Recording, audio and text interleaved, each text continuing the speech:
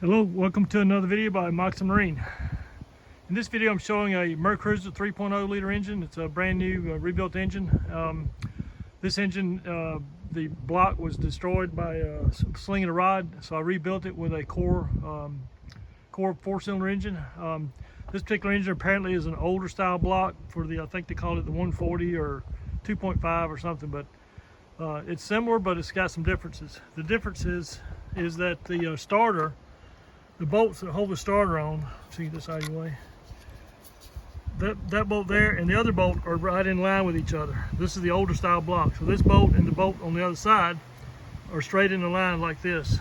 And so this starter, or the original starter, the customer starter would not fit this engine because the bolts on the newer modern 3-loaders are staggered. So there'll be a bolt here and over here on the back side. So the newer starters won't fit this block. So one of my flaws that I have got to get out of is that I try to save the customer's money by treating this like it was my boat.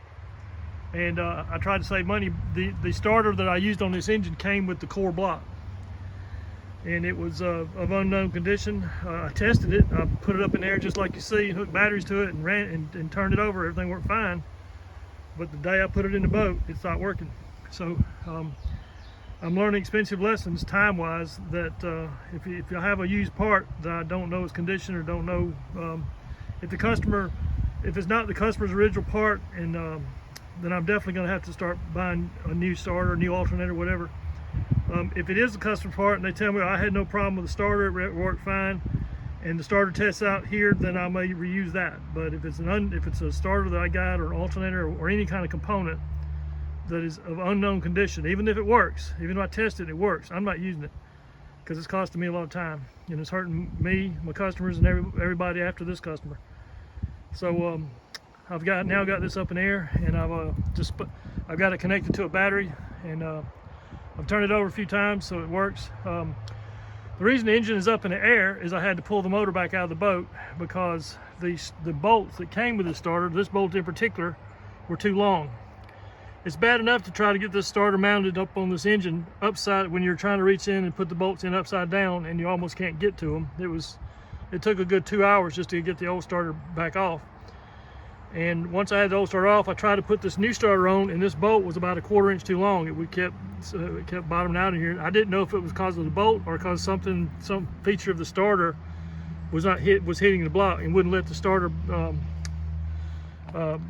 bolt all the way up to the block. So it took me less than an hour to pull this motor back out. So I just said, to heck with it, I'm gonna pull the motor out and make sure it's done right.